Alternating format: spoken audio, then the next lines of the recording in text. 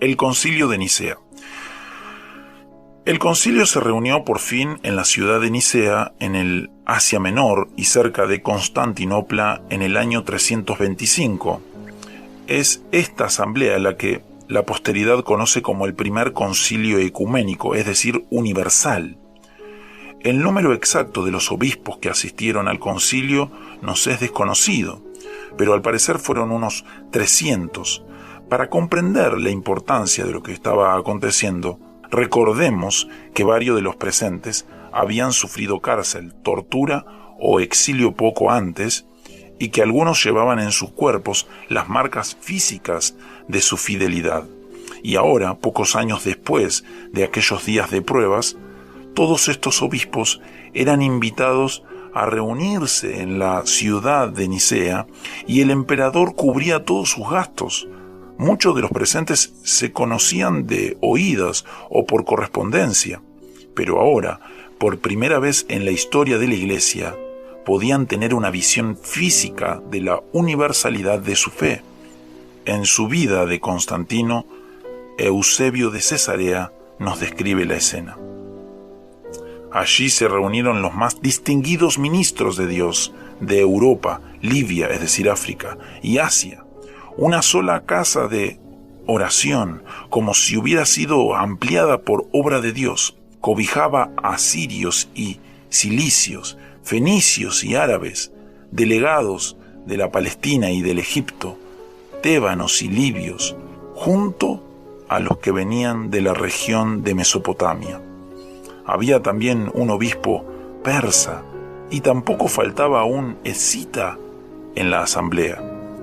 El Ponto, Galacia, Panfilia, Capadocia, Asia y Frigia enviaron a sus obispos más distinguidos, junto a los que vivían en las zonas más recónditas de Tracia, Macedonia, Acaya y el Epiro.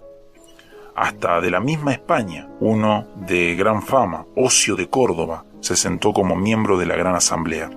El obispo de la ciudad imperial, Roma, no pudo asistir debido a su avanzada edad, pero sus presbíteros lo representaron.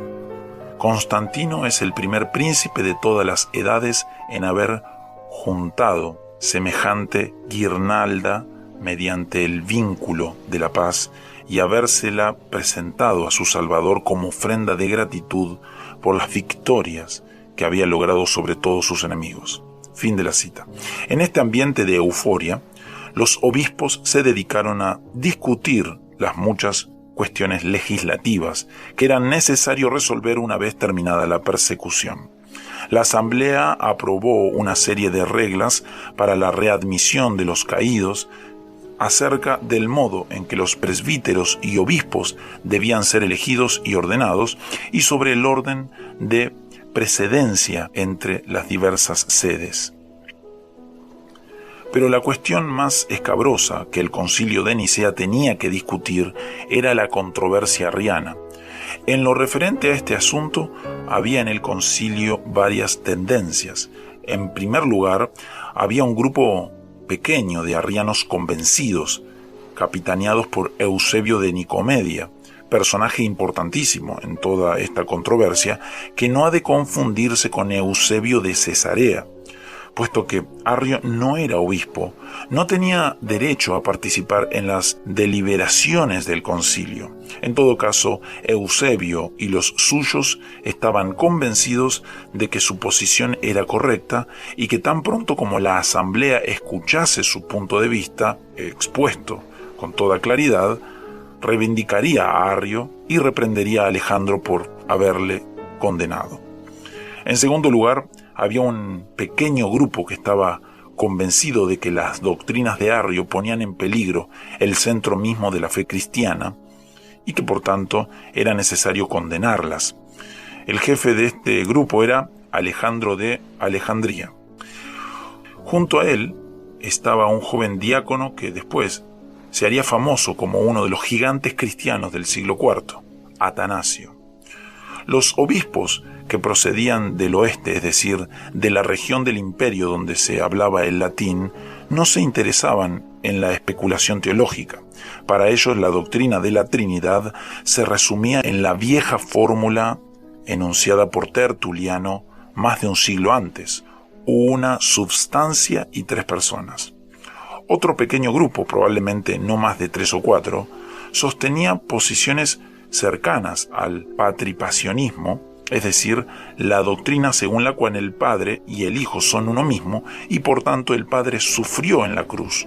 Aunque estas personas estuvieron de acuerdo con las decisiones de Nicea, después fueron condenadas. Empero, a fin de no complicar demasiado nuestro asunto, no nos ocuparemos más de ellas. Por último, la mayoría de los obispos presentes no pertenecía a ninguno de estos grupos. Para ellos era una verdadera lástima el hecho de que ahora, por fin, la Iglesia gozaba de paz frente al imperio. Arrio y Alejandro se hubieran envuelto en una controversia que amenazaba dividir la Iglesia. La esperanza de estos obispos al comenzar la asamblea parece haber sido lograr una posición conciliatoria, resolver las diferencias entre Alejandro y Arrio y olvidar la cuestión. Ejemplo típico de esta actitud es Eusebio de Cesarea, el historiador a quien dedicamos nuestro segundo tema. En esto estaban las cosas cuando Eusebio de Nicomedia, el jefe del partido arriano, pidió la palabra para exponer su doctrina. Al parecer, Eusebio estaba tan convencido de la verdad de lo que decía que se sentía seguro de que tan pronto como los obispos escucharan una exposición clara de sus doctrinas, las aceptarían como correctas, y en esto terminaría la cuestión. Pero cuando los obispos oyeron la exposición de las doctrinas arrianas, su reacción fue muy distinta de lo que Eusebio esperaba. La doctrina según la cual el Hijo o Verbo no era sino una criatura, por muy exaltada que fuese esa criatura, le pareció atentar contra el corazón mismo de su fe. A los gritos de blasfemia, mentira y herejía, Eusebio tuvo que callar, y se nos cuenta que algunos de los presentes le arrancaron su discurso, lo hicieron pedazos y lo pisotearon. El resultado de todo esto fue que la actitud de la asamblea cambió. Mientras antes la mayoría quería tratar el caso con la mayor suavidad posible y quizás evitar condenar a persona alguna, ahora la mayoría estaba convencida de que era necesario condenar las doctrinas expuestas por Eusebio de Nicomedia. Al principio se intentó lograr ese propósito mediante el uso exclusivo de citas bíblicas, pero pronto resultó claro que los arrianos podían interpretar cualquier cita de un modo que les resultaba favorable o al menos aceptable. Por esta razón, la asamblea decidió componer un credo que expresara la fe de la Iglesia en lo referente a las cuestiones que se debatían. Tras un proceso que no trataremos aquí, pero que incluyó, entre otras cosas, la intervención de Constantino, sugiriendo que se incluyera la palabra consubstancial, palabra esta que discutiremos más adelante en otro tema, se llegó a la siguiente fórmula que se conoce como el credo de Nicea.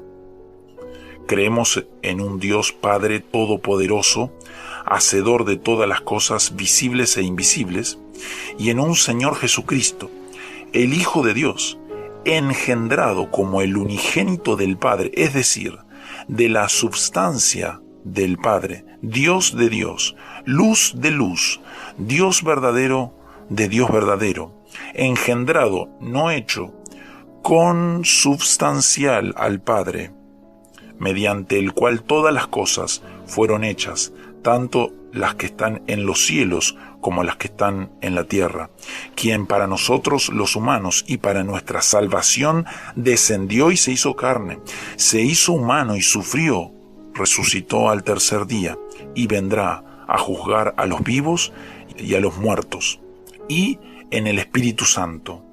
A quienes digan, pues, que hubo cuando el Hijo de Dios no existía, y que antes de ser engendrado no existía, y que fue hecho de las cosas que no son, o que fue formado de otra substancia o esencia, o que es una criatura, o que es mutable o variable, a estos anatemiza la Iglesia Católica.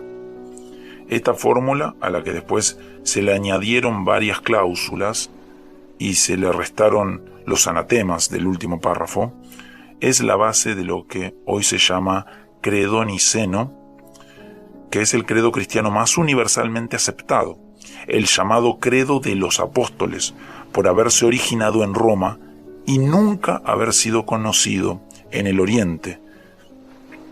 Es utilizado solo por las iglesias de origen occidental, es decir, la romana y las protestantes. Pero el credo niceno, al mismo tiempo que es usado por la mayoría de las iglesias occidentales, es el credo más común entre las iglesias ortodoxas orientales, griega, rusa, etc.